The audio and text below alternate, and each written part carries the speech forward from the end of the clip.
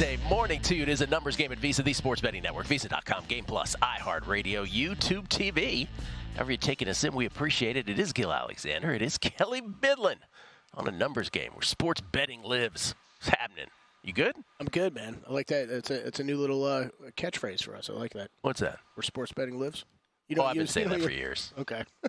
There was a hip-hop station in New York City. I want to say it was, I can't remember what the station was, but they said where hip-hop lives, and I always thought that was cool. So I just say where sports betting lives. Boom. Boom. I don't know what that means. By the way, Kelly Billy, can I just say this? Tomorrow on the show, let's start with tomorrow. Let's start with tomorrow. Dr. Bob, who releases his college football season win totals, he has been spectacular throughout his career doing college football season win totals. He will join us, as will former Super Contest winner James Salinas will join us here at the table. Of course, crack as well on a Thursday. And then Friday sushi. That's all you need to know Friday sushi. Friday sushi. Today on the show, JVT, Jonathan Von Tobel, who's our senior NBA analyst, but will be here to talk both Major League Baseball and college football with us, co-host of VSiN Prime Time. He will join us coming up on the show. Will Hill will as well with all of his plays, as will Jason Weingarten, and Sia Najad will join us from the Monumental Sports Network in D.C., in the DMV as the kids call it. Talk BMW Championship with us and National Football League. He's got some sneaky, freaky AFC teams that he believes will rise this year. I almost said AFL. That would be interesting. It's like 1963 up in here. So he will be there. And you will have some BMW thoughts as well. Yep. May I just say this about you? Because we didn't bring this up, and I just saw a glimpse behind your sort of stream of consciousness. Kelly Bidlin, the man known for the pronounced arm swing, his peculiar enjoyment of Flex Seal products, and also the author of a freezing cold take back in the day where he said he was very sorry, but Chris Singleton was going to have a better career than Kawhi Leonard. He noticed on the Pat McAfee show. That's well done. This is well done. Thank you very much. You noticed on the Pat McAfee first three things that came to mind. I think that would for a lot of people. This is what I describe. People are like, what is Kelly a nice guy? Well, let me tell you about Kelly. You believe that Pat McAfee on his show purposely, the producers of this show purposely tell their guests to have not orthodox camera setups. And this is like inside baseball, this but is it's very just inside you. TV. But yes, it's been intriguing me ever since they started the show over on ESPN. We know that we know how professional ESPN is. We know how professional remote setups that a lot of these people have because we've seen it on SportsCenter or other ESPN shows. So, yeah, I'm assuming, yes, that on the Pat McAfee show that they tell their guests that we want you in a more natural setting look or something like that. So even if they say, I'm here in the ESPN studios, I can actually be on a real camera, they're like, no. No, bust out your phone or laptop. Bust out the phone. And, yeah, because you always kind of get like that upward angle, too, right? Like they're looking down at their phone or something like that. They're often in the car, too. They're usually in the car. We do the same thing, except unintentionally. Right, yeah. Ideally, we'd like a nice setup. Sometimes we just don't get that. Yeah. All right. This is Kelly Bidlin. Thoughts that run through his head during the show. All right. We have gotten lots of calls from everybody. Or lots of calls, but lots of tweets from everybody about, hey, have you looked at week 1 of Survivor? Have you done any of this? By the way, have you entered yet? Have you paid? Circa Survivor, last year, $9.2 million, as the documentary so clearly states, looking for over $10 million. This year. I think they'll get over 10,000 entries, $1,000 per pop. Again, all you got to do, this is, I believe, the fourth, the pandemic year was the first year. So we're talking about the 5th year of Survivor now. Yeah. Circa. One pick an entry every week, no spread. That's how Survivor works. So easy. Just pick a winner. And you just gotta, you have to remember you can't pick that team again. So essentially what you're doing, the other way to say this in betting terms is you're trying to hit, because they have a Thanksgiving and a Christmas stipulation as well. So you're trying to hit a 20-team money line parlay without using the same team twice. And you look at it that way, it's like, oh, not that easy. Yeah. That's what you're doing. And remember, on Thanksgiving and Christmas, you're confined to only a few choices, a few game choices, about, a handful of teams. So You have not gotten in yet this No, year. I haven't signed up for anything yet. We had Steve the Proxy at 702 Steve Sports on Twitter stop by. He dropped us off a couple of little gifts for us. But I was talking to him before the show because he runs a proxy service, and I'm like, "How's it been going?" Because I know I haven't signed up for anything yet. And he's like, "Yeah, ask me in 2 weeks." Well, that's how it always goes, right? I think that we're in that period now. I mean, how many times have I feel like I've said it on the air 3 times over the past week, where it's like, "Oh, this is kind of sneaking up on me a little bit more quickly than I was thinking." Well, the same thing. Yeah.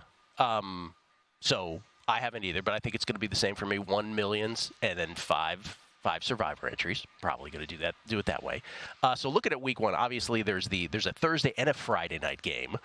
Week 1 in the National Football League this year. So I think on the Thursday night game, I think you will have a bunch of folks who will just take Baltimore, right, on the Thursday game, hoping that they can have a leg up and that somehow that upset happens. Kansas City loses. By the way, you can't pick Kansas City because you got Thanksgiving and Christmas, where you got to really consider taking Kansas City on one of those two. Are they one of the ones on both? I think Seattle is as well, right? Yeah, but in Kansas City's case, like again, if you look out to the the look ahead lines for those two, for those 2 weeks or those two, little flurries of Thanksgiving and Christmas, Kansas City's hosting the Raiders on Thanksgiving, and they're at Pittsburgh on Christmas. So they're about as good a proposition. By the way, Dallas also hosting the Giants on Thanksgiving, so they would also be a consideration. Other than those games, not that easy. Yeah. Not that easy at all. And keep in mind, I mentioned on Christmas, Kansas City on the road against Pittsburgh. It's 49ers as well, right? Niners are Thanksgiving and Christmas. But who are they? Yeah. But they're playing tough teams. It's Ravens on Christmas and Seattle on Thanksgiving at Seattle. I don't know if I want to touch those. Yeah, I don't know that one either. So I think there will be some who will take the Ravens on Thursday. Again, if you lose on that, let's say you had the full 10 entries, and that's the max. 10 entries, max in quotes, because people, I don't know if you know this, Kelly, people have workarounds to that, where they have more than 10 entries. But if you put all your 10 entries, let's say you're playing at kosher, and you lose on the Ravens, you're allowed to re-up. Yeah. So people are going to do that. By the way, this is a great thing for boosting contest pools also. I was in this. I think it's a great strategy. Love the Circa does it. Yeah. I don't have the bankroll to do that. I'm not going to be. You got to have the bankroll to do it. That's absolutely right. But we used to, when I was in this off-the-grid Ron and Mike East Coast Survivor pool in the NCAA, which got shut down by the Feds. The football version of it did.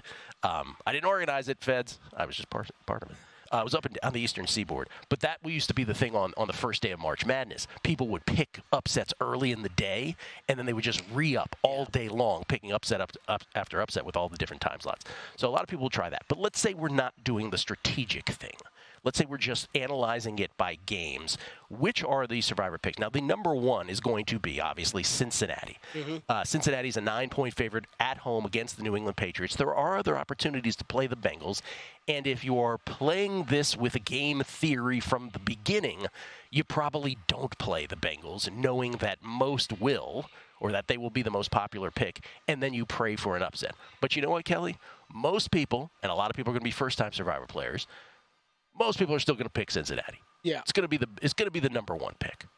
And they're on my short list. I'm not going to lie to you; they're on my short list of options for Week 1. That I think they are a good option. I do think though that there's going to be other times during the year that you're going to want to use them, and also keep in mind, health with the team. Jamar Chase, where are we at with him? This isn't you're not exactly catching Cincinnati probably at their strongest of where they're going to be during the season.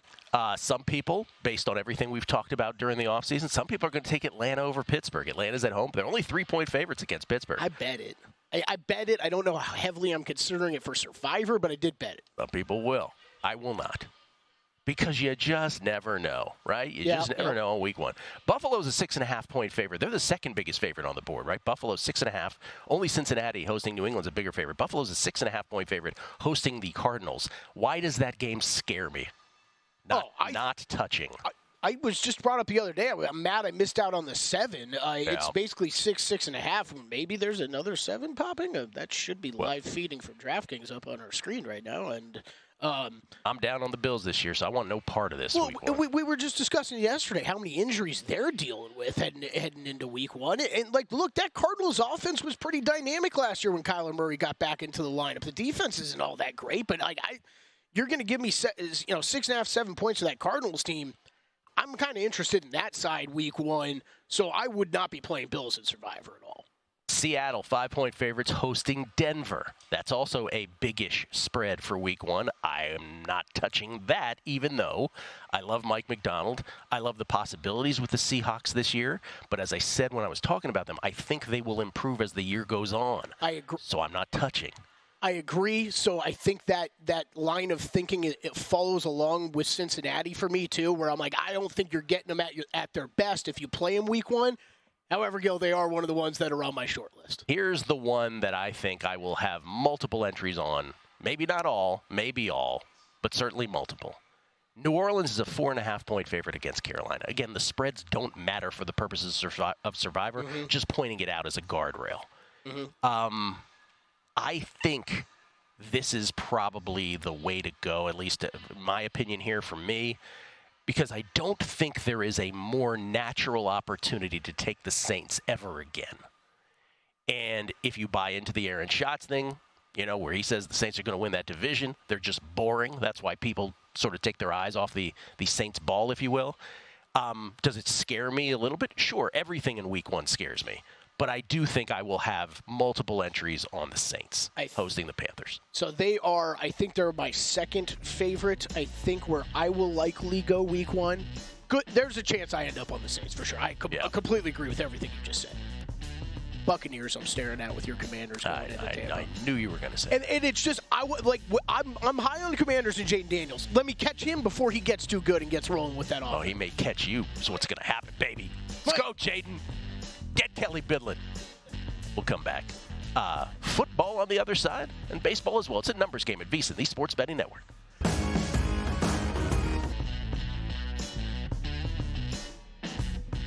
A numbers game on VSiN, the Sports Betting Network. If you missed episode 1 of Circus Survivor, the quest for $9.2 million, you can watch it now at VSiN.com. 5-part docuseries takes you inside the high-stakes world of the annual Circus Survivor contest.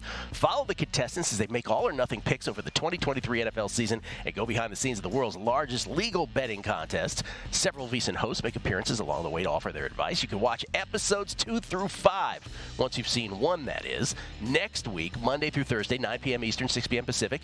The same drill, VSiN.com, YouTube TV, as well as a live broadcast on X. Go to VSiN.com/Survivor for details or to watch episode number 1. A lot of great feedback on episode number 1, and honored to be a part of it. And Shalansky, the producer, he already texted me yesterday. He goes, "Hey, you available for this year's?" There you go. Maybe later this week. Season 2. Boom, boom, boom. To curse more. I'm gonna curse. It's gonna be my thing on all the documentaries I'm on. Just gonna curse. Is that the guy who curses on everything? Yeah, it does feel weird to me when I do it on podcasts, where it's like it feels like you're talking more naturally, but then because we do this every single day, there's a part of your brain that's like, well, you got a microphone in front of you. What are you doing? Well, never in 7.5 years have I ever slipped on the show. But on the podcast, that's a jinx. So on the total jinx. By the way, over under is an hour and a half from now. Right. After I said exactly, that. Yeah. But when I do it on the podcast, though, it always startles the guests because they're like, "Wait, what's happening?" We're allowed to do that. By the way, speaking of cursing, Steve Fezzik has texted in the show. He says, "I love it." He's on the Saints as well. Apparently, he goes, "We shove with the Saints. If they lose, we kick Aaron Schatz' blank." So there you go, or Survivor talk on that. Steve the Proxy just here. So he's enjoying he's trying to sign people up. So Proxy's in full effect. You don't have a proxy because you're local, right? But some people, even if they're local, they want to have a proxy. I think I can make the 7-foot walk to sign up. Yeah. But the problem is the deadline's Saturday. You don't work Saturday here, do you? No. Okay, so what do you mean? You're just going to put them in Friday? Yeah. I'll just put them in before it. Yeah. Ooh. Wait. Yeah. Or you could do it on the app. But yes. But I'm saying for you, that's what I'm saying. You still could forget though on the app, right? You're living life. Yes. But I set alarms like crazy. Are you kidding me? You do. That's what I was getting at. You have multiple alarms. Multiple alarms. Yes, okay. Multiple alarms. Saturdays usually just staggered during the football season with alarms. Let me get some tennis picks out here. Yesterday, I had one pick. It was a plus 180 dog. She lost in straight sets. Do you know what the score was in the second set, Kelly? We were up 5-love. We need to create a guild Twitter account of just tennis bad beats. We were up 5-love in the second set. 5-love. You know how many games you have to win a set? 6. Yeah. That's easy. She only had to win one more. She lost at 7-5. She lost. She squandered 7 set points, and so we lost in 2 sets. What, she forget how to swing a racket or something? Like that's got to be when you're up 5-love. That is brutal. All of this, too, is like it's interrelated, too. So the run since the Olympics has been spectacular. So I'm like, okay, great. I'm going to collect. I'm going to have all this pile of cash, and then I'm going to buy my Circa Survivor and Millions entries, right? So it's all like sports betting related allocation of resources. But then when you go on a run where you have to see, like the pile is much smaller, and you're like, I got to get my Circa entries, so we better pick this up. We were talking about that on Long Shots yesterday because Matt hit on Hideki over the weekend, and it's like we so moved to our football brains now, right? Where it's like, oh, it's not golf winnings, it's paying for contest entries. The winnings off of that bet. That's exactly how all of us think about it at this time of year. And it's also one of those things where I would normally wait till after the U.S. Open to settle up, but I got to get the entries. Right. We have 4 plays today. Again, these are all data-driven on this, and I'm just going to make sure all of these prices are still in play. But my girl's back today. It's all on the ladies' side. All on the ladies' side. Tennis in the land. That's how the Cleveland cool kids call it. Tennis in the land. I'm on Victoria Tomova over Arantxa Rus. How do you pronounce that, Kelly? Arantxa. Yeah. It's very tough. Got her at plus 102. She's not quite as good here. She's at minus 106. I'd still play it. I would not let it get past minus 110, though. Again, these are up at VSiN.com/picks the night before. Every host, every guest, every sport, all their plays at VSiN.com/picks for subscribers. So Victoria Tomova at plus 102 over Arantxa Rus. Don't let it get too much higher. Clara Tauson, I got a plus 117 against Anastasia Potapova. Tauson is right around there. She's plus 115. You could still play that. The dog today is Jessica Buzas-Monero. She's at plus 165 over Katerina Siniakova. Buzas-Monero is now plus 135. Again, pays to be a subscriber. That is not nearly as fun. And quite frankly, I'm not sure I would play it at plus 135. Plus 165, absolutely a bet. Again, this is why you got to get them the night before. And then Clara Burrell, minus 106 over Sofia Kenin is the 4th and final one. Burrell is at minus 119. I don't know if you could really play that either. That's like at the right teetering. So anyway, the top 2 are playable. Let's put it that way. Tomova and Tauson. Monero and Burrell, up to you if you want to play them, but I can't endorse at current prices. Second match in a row fading Kenin, right? Yes. Kenin beat Volynets. Volynets, we had a match point. Right. And they were playing in wind. And Kenin wasn't even chasing certain balls. Is this more of a, because I feel like I do this with golf matchups, is it more of a bet on Burrell, fade Kenin, or 50-50? A little bit of both here. Okay, yeah, a little bit of both. A little bit of both in that I feel like case. most of the time that's the answer when it comes to golf matchups too, but like sometimes it's just an outright fade of one person or a play on one person. U.S. Open, by the way, I'll say it again with the ladies' side. Yes, I do have a bet on Iga because her raw data for hard courts is best, but this would be the year to take a couple long shot flyers on the ladies' side. Again, draw tomorrow. Drew and I doing a U.S. Open tennis podcast tomorrow, so I will have a better read on what's the best value. We won't talk about it pre-draw until we see what the matchups and what the path is. What do you recommend for bettors out there, though? Because I always think there's, like, is it just 50-50 whether kind of the odds are going to improve or get worse on you based on the draw? Yeah. Like either betting now or waiting till tomorrow? Totally. Sometimes it works out for you, sometimes it doesn't. So, like, you'd rather know exactly where you're at before you're going to go make a futures bet and what the path is going to be for who you have. Yeah, especially with the U.S. Open because you have some time, so you don't have to rush into it. But some of the other slams that we've had, or in Indian Wells, I can't remember which is the one where it's like 36 hours before they start playing, they put out the draw, and you're like, whoa, I might not even get around to it because who knows when they'll post quarters and that kind of thing. I hate that for bettors, but like it's kind of cool from a playing standpoint. Like it gives you less time to prep for that first round matchup. Oh, for the players themselves? Yeah, I kind of like that. Well, you know what? That's good for the players because they shouldn't be looking ahead anyway. Just good point. Focus in. Yeah. Bill Barnwell put out his annual Teams most likely to decline, teams most likely to improve article at ESPN.com. Did you see this? No, I did not. Bill Barnwell, who, let me give him some street cred on this. Since 2017, 27 of the 33 teams he's picked to decline have produced worse records the following season. Last year's improve and decline combined when a combined 7-1. Okay.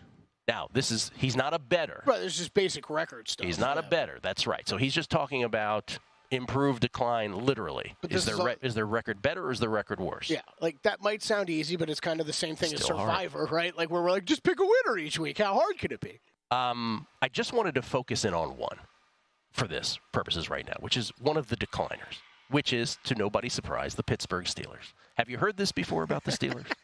But I wanted to pile on with Barnwell so that if Mike Tomlin does not decline and they actually, let's say, win over their season win total, it would just drive home the point even more what magical beans this guy is working with. So, of course, he talks about many of the things we have. He also adds, the Steelers last year, their record in games decided by 7 or fewer points was 9-2, right? So it makes them a prime candidate for a decline. On close games alone, he says the teams in the Steelers subset, by the way, have an overall record decline by an average of more than 3 wins. They, by the way, the Steelers' last 3 years, 29-10-1 in games decided by 7 points or fewer. So, again, this is supposed to regress. Maybe Mike Tomlin is just magic. Last year, they were outgained. Remember this? We talked about it. First 9 games last year, they were outgained in every one of them, and they went 6-3. Yeah. Remember that? Over the past 3 seasons, they went 28-7 when they won or tied the turnover battle, and 0-15-1. 0-15-1 when they lost it. So it's the turnovers that get them these wins. They have the league's 5th best winning percentage when they win or tie the turnover battle. They're the league's worst team when they don't. Over the past 3 seasons, they have 6 more wins than the Pythagorean expectation. This is very baseball, right? Runs scored, runs given up. Same thing with points scored, points given up in football. 6 more wins than that would dictate. That's the 4th largest gap between win total and expected win total over a 3-year span since 1989. They've managed to pull this off with, of course, the Pickett's, Rudolphs, and Trubisky's of the world. Now they have Wilson and Fields. Don't forget Deontay not replaced on offense. The D, much older up front. But here's another one. Last year, they got to face Dorian Thompson-Robinson, Will Levis, Gardner Minshew, Bailey Zappi, Tyler Huntley, all these backups. They went 4-3 in those games. Mm-hmm. And opposing teams failed to score even a field goal on 11 of their 50 trips inside the 20-yard line against the Steelers, which was the league's highest rate, 22%. Put all that in the mix. This team can't be nearly as good, and their schedule is the worst thing ever. Can you imagine? Can't wait to lose again. That's Barnwell on the Steelers. More next.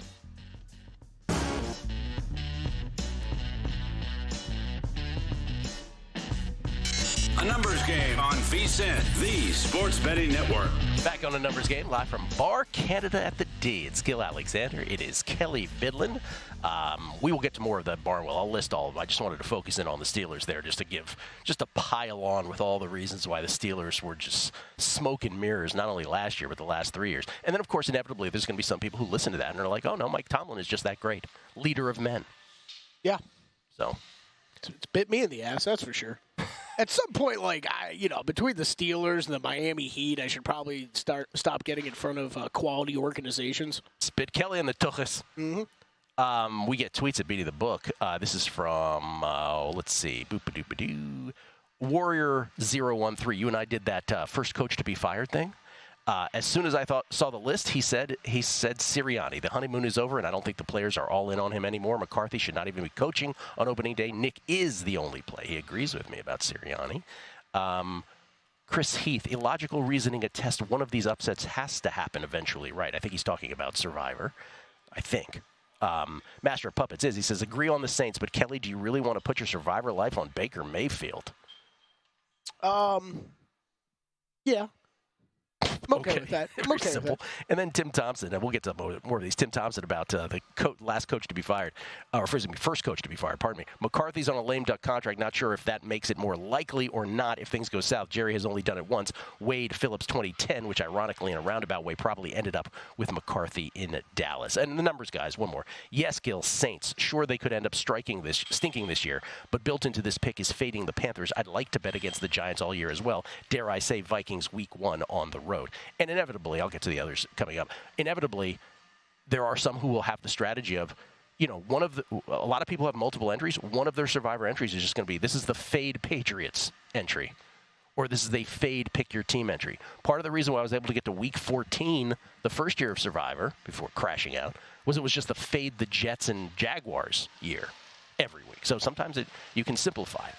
Will Hill joins us now. He is courtesy of the Progressive Guest Line. He's the host of the Shoulda Bet More podcast and, of course, part of the team that is on Chris Felica's podcast Empire over there at Fox Sports, the Bear Bet Spot. Will joins us now from his well-lit studio somewhere in the northeast part of this country. How you doing, Will? Gilly, what's going on? What was the name of the podcast? What was I going to call it until you changed my mind? I always forget. Oh, you were going. Yeah, I remember this very well. I remember it like it was yesterday. You said, Gil, I really want to call this I wish I would have wagered a greater amount of money podcast, and now I have many regrets about it. And I was like, no, just call it Shoulda Bet More. And you were like, okay, it's a better name. Very happy I condensed that. Absolutely. Yeah, it's a good job by you. College football, by the way. Week 0. You got anything?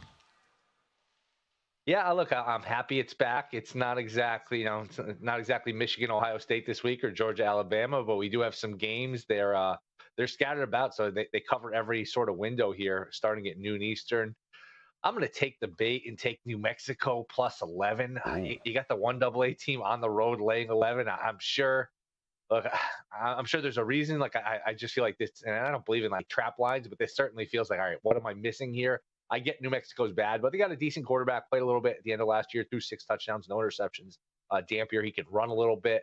I think both teams will run the ball, which helps the underdog, maybe shorten the game. 11 just seems like a lot. This opened 3, and I'm just of the belief. I know Steve Fezzik talks about this a lot, just like a bridge too far where, okay, books might be off by a point, couple points, but when you start moving these lines 3-4 points at a time multiple times, it's just you're late to the party if you're laying the point. So I could only look towards the New Mexico plus 11. Florida State, Georgia Tech's an interesting game. Georgia Tech's got a ton of offense back. I think they'll be able to move the ball. I just don't know if they'll be able to stop anyone. Florida State, just good, good on the trenches, good up front, bigger than Georgia Tech. I think this is an over game, maybe a Florida State team total over. 55.5, you're right under that key number. I'm still waiting to see on the weather because supposedly it might rain there in Ireland, and you always have to worry about the field conditions in these games where they don't host football games all the time. But let's call it over 55.5, Florida State, Georgia Tech, and I'll take the 11 there with New Mexico. Again, not exactly Georgia Bama here on Saturday, but not exactly. Yeah. Do we like the week 0 moniker? Like, have you sort of cozied up to that or not really? Oh, the moniker's fine. I don't get why they dip one toe in, one toe out. I don't know either. why they don't just start at one at a time. I know somebody DM'd me a couple weeks ago because I was talking about this with Dave Ross on our show. I guess it's financial, where the teams that play Hawaii, they try to cover the cost financially and add the extra week or something along those lines. And usually when you ask a question of why is something, usually the answer is money. But it is sort of a weird way to get your season started, where it's just sort of you dip one toe in and I don't know. The moniker's fine. Week 0, it is sort of week 0, but I don't know. I wish they just kind of went all in, but who knows? I think it's stupid. Like, really stupid. Just the call name it week itself? 1. Like, Yeah. it's fine if a lot of teams don't play on week 1. Still week 1 of the college football season. Anything to Delaware State missing their flight to Hawaii? Does this sort of move your handicapping needle at all? No, I was looking at Delaware State before that just because Hawaii does get UCLA next week and figure, hey, second half, just run the ball, take the foot off the gas. Look, if you're betting, if you're laying 40 or taking 40 with Hawaii, Delaware State, you're going to get what you deserve. There's plenty of season left. There's plenty of things to bet on. I don't know. If you do like Delaware State for whatever reason, you think that line's inflated, Hawaii's probably going to be up 14-0, 21-0 pretty quickly. You could probably get a much better number in game. So nothing for me. It is fascinating because Jeff Schwartz was talking about this yesterday on the Bear Bets podcast. Like, it's not that easy to just get a college football team to Hawaii, like snap of the fingers. Think about it. like 100 college football players, training staff, cheerleaders, coaches, all that stuff. It's not like, hey, let's just find our way to Hawaii. So it'll be interesting how they get there. If they get there, I'm assuming they'll find a way, but very, very odd subplot to that one. Yeah, it's Delaware State. It's not like they're taking a charter flight or anything. I got deplaned twice just trying to visit my mom in D.C. Like, and by the way, this was not an airline issue. This was the buses didn't sort of get scheduled correctly or whatever. So anyway, baseball today, sir. What do you have? Yeah, it's such a good time of the year too, because if you bet baseball futures like divisions, win totals, the best thing about that, you have action for 6 months, but this time of year, like you feel that action so much more. Where you know what, you lose a game June 3rd and you have an over team, it bothers you, but you know what, you get over it. Now it's just like you feel the action so much more. Everything is so magnified. It is a lot of fun. I don't know who the hell the Yankees are to be laying almost $2 to pretty much anyone that's decent. I know the pitcher going for Cleveland is lousy, but boy, and we were texting about this last night. It's hard to put together a team with Judge and Soto and how good they are and still be pretty lousy. And they're Incredible. Just the rest of the team. If those two don't get a hit and you get into that extra inning scenario, it's like, all right, is DJ LeMahieu going to come through? Is Alex Verdugo going to come through? It's such a bad lineup outside of those two. It's really amazing.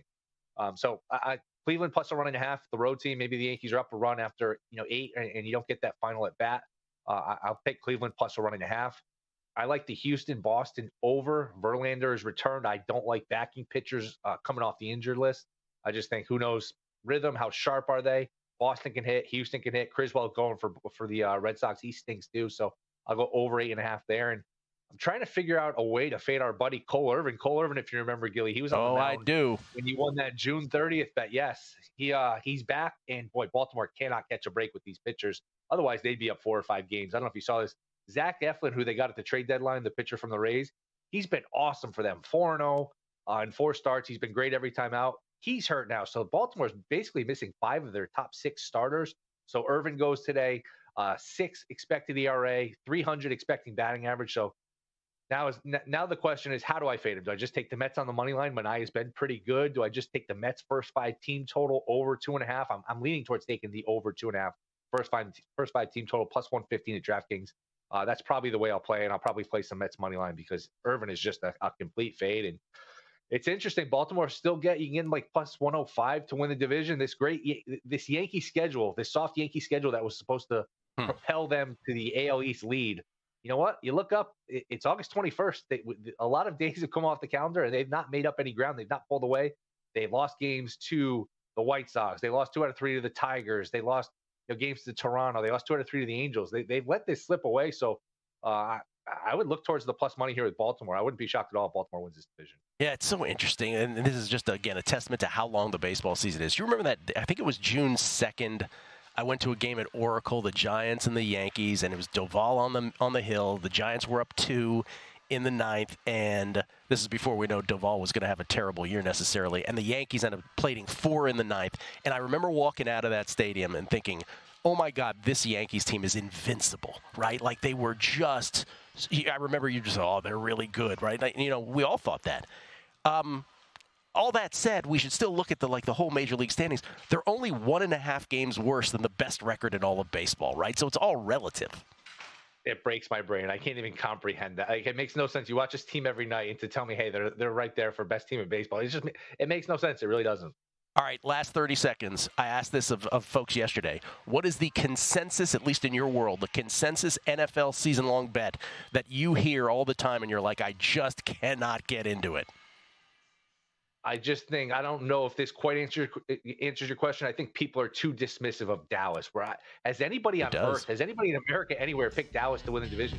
12 years in a row, 12 wins 3 years in a row here for Dallas. And people act like they just have no chance. I think that's just a little disrespectful to them. Thank you, sir. Appreciate it. Will Hill, everybody. At Not The Will Hill. Should have bet more podcast. VSiN College Football Guide, Kelly. It is available right now. Again, monthly subscription for just $19. Experience how VSiN can elevate your betting game.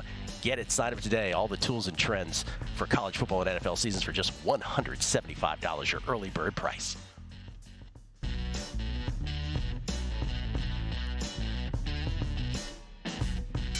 A numbers game on VSiN, the sports betting network. Back on a numbers game, live from Bar Canada at the D, Barcanada, the Barrage, here in downtown Las Vegas. Gil Alexander, Kelly Bidlin. Only 3 more days of McDonald's here at the D, and then it is tostada.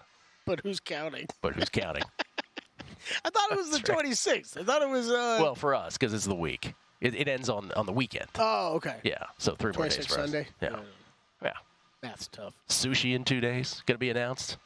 Not ready for the smoke, according to someone. Are we going tomorrow night? I'll call him tonight. Okay. Yeah. I'll call him tonight. I think we're going. Me, you, Samich. Oh, I got to ask Matt Brown if he wants to go. Matt Brown doesn't do sushi? Or we just dip out on. No, I don't know that. All I was saying was I wouldn't be surprised if he doesn't. Okay. He's very picky, that guy. He's a little picky. He's a little bit more picky than people realize. Yeah. Mike Samich can appreciate a man who watches what he eats. Mike Samich coming out of Santa Barbara, as can Sia Nejad, who has been known to come out of the gym to do appearances on this show. Sia Nejad, of course, a host on the Monumental Sports Network out of the DMV, coming courtesy of the Progressive Guest Line to talk golf and football with us. How you doing, man? I'm doing very well. I'm a little jealous. I want to come to lunch or dinner with you guys as well. I might have to fly out just to tag along. All right. You're welcome. Come on down. Tomorrow night, Sia, get on a flight. That's right. Get on a flight. Because starting Friday, it could get ugly. Okay, let's start with golf. BMW Championship, second leg of the 3-tournament FedEx Cup events. First of all, do you bet the FedEx Cup market before last week? Do you do any of that? No, but I will say that, you can still get Scottie Scheffler to win the FedEx Cup playoffs at -115. You all probably may already know that, but it's -130, which makes sense that it's moved. I still like that bet. I still think Scottie's going to end up winning, whether he wins this week or not. And even if Xander overtakes him or wins this week, I like Scottie to win this thing at -130. But I typically, from a future standpoint, I go tournament to tournament. So typically I don't do like a big conglomerate bet. By the way, do you love how much Scottie hates this whole format? He's like, oh, this is so. Silly was the word he used, because he's like, so a whole year of my performance, but then like if I get sick the last weekend, I can lose the season long FedEx Cup points thing. He hates it. So I get his argument, but at the same time, like that's literally every sport in their playoffs. Like, you could have a bad game in the NFL playoffs and get bounced, and you were like the Patriots, when they lost to the Giants in the Super Bowl, they were clearly the better team all season, and they had one bad day, one bad pass, whatever the case may be, and they lose. I mean, that's the playoff experience. And it gives other players a chance. Otherwise, it wouldn't be. I don't love it. I don't love the whole setup. I never really have. But like what Sia brought up, at least that's where it's. If you're trying to design a playoffs, it does actually kind of match other sports in that fashion. So sorry, Scottie, it's not. Yeah. And the PGA Tour already fixes it, right? Like their starting strokes and these guys that advance, it's already way too baked in. What you've done in the regular season carries over to the playoffs anyways. What about the BMW? Sia, what do you got?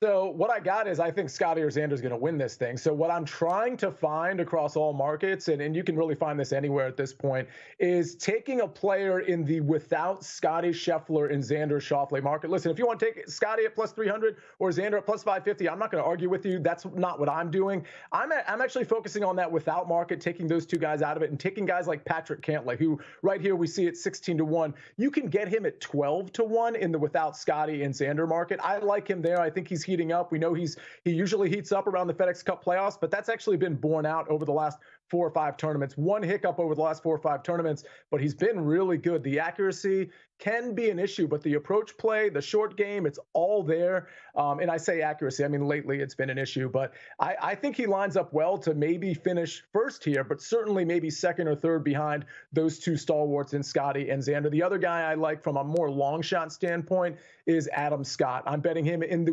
without Scottie Xander market as well, and that's 40-1. Those are the two guys I'm leaning on. All right, and you do your typical top 10, top 20 matchups and first round. It can't be a Sia Nejad golf segment without a first round leader thought. What do you got?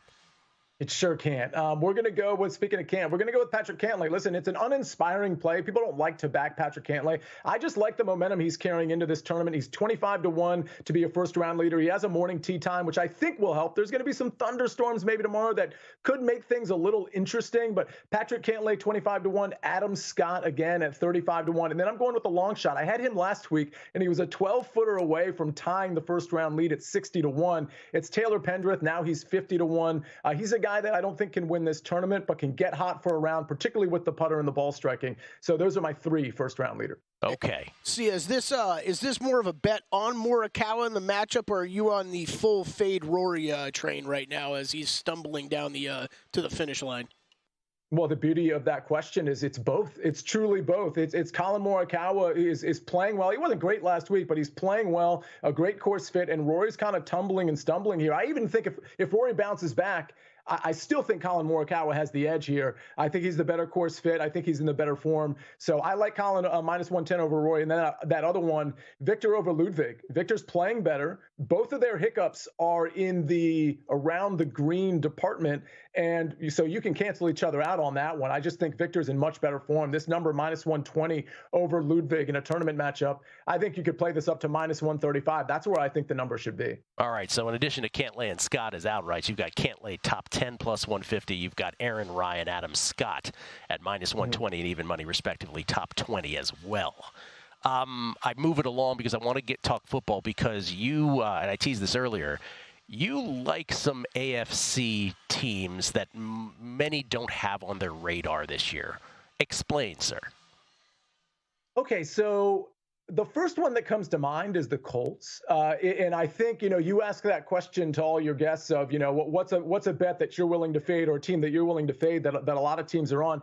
I think the Texans are one of those teams for me, but it's not because I think the Texans are going to be bad. I just think we're underrating the Indianapolis Colts. So the 2 teams that come to mind for me that have tremendous upside, largely because their team is mostly complete and their quarterbacks have a ton of upside. It's the Cleveland Browns, who are 40-1 to win the Super Bowl, and it's the Colts, who I like in the division market at like plus 310, plus 330, wherever you get it. I think the Colts, their interiors are really good. Offensive line, defensive line, I think they're very good. Anthony Richardson, if he stays healthy, he's going to be a problem. Same deal with Jonathan Taylor. They have the skill position players. I think they have enough in that department. Their secondary, not very good, but I think that defensive line can really hide a lot of things with that secondary. And then just moving to the Browns, I mean, listen, where is this team lacking other than potentially at quarterback? Let's remember, Deshaun Watson, of course, had all of those issues, which I think impacted his play, rightfully so. But he also had the shoulder surgery. That was you guys know me. I'm the king of knowing about shoulders, right? 7 full dislocations. Deshaun Watson had every time he says it. Every time he says it. 7. Sorry. And you popped them all in Mel Gibson style? Riggs. Okay. Yeah. Well, 5 out of 7. 2, I actually needed the emergency room because they were so far out. It's wow.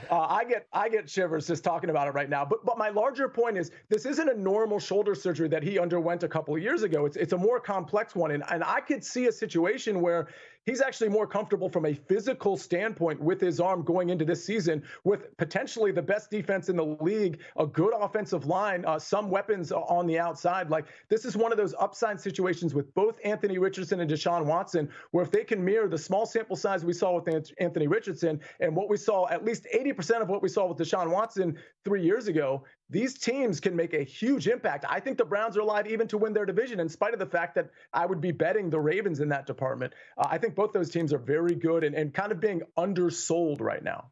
Let's do some rapid fire. Quick answers to these. Are the Patriots as bad as everyone believes them to be and as bad as the market suggests they will be? 4.5 their season win total. Yes. Yes. Under. Are the Steelers going to just absolutely crater like many think they will this year? Yes. In fact, I liked it when the lines came out. I kind of waffled a little bit, but now I'm back on the Falcons week 1 money line, or you can take the spread there against the Steelers. I think they're kind of a mess right now. Are the Eagles going to win the NFC East? It's a great bet. Minus 120, minus 125. Absolutely love it. Yes. Wow. I can't find one that he doesn't like here so far. Are the Niners the best team talent-wise, balanced top to bottom in the entire NFL? Top to bottom, no. I believe it or not, I think the Detroit Lions are right there with them. I think the Lions and the Niners are going to, one of them is going to represent the NFC in the Super Bowl. And I think that, like, if you look at the top, but if you look at top to bottom, like top is the Niners. But if you look top to bottom, I think the depth, I think that lies on both sides of the ball with the Detroit Lions. Surprise team, surprise in quotes. Let's, subjective description of surprise, obviously, but surprise team, according to most, that will make the playoffs in the NFC is? Ooh, that's a good one. I'm going Washington Commanders. There you go, baby. That's what I was leaning towards. See how I guide Sia towards Monumental Sports Network. Will be happy with that. Sia, next time we see you on the screen in a sports book, we will absolutely take a photo of that, send it to you at Monumental Sports Network, and the work you do at CBS as well, right? Yes, absolutely. Okay. Full on with both. All right. Sia Nejad, everybody. Thank you, Sia. Always great to see you, man. Thanks, gentlemen. Really appreciate it. You can follow Sia at Sia Nejad, SIANEJAD, on the old Twitter machine. I'll go back into that Barnwell column, his top 5 to decline, his top 5 to improve, and season wins. What bets we've made on a season win Wednesday. We start the tradition anew. Next. Don't wait until fall to start betting the NFL. Get a jump start now with the VSiN NFL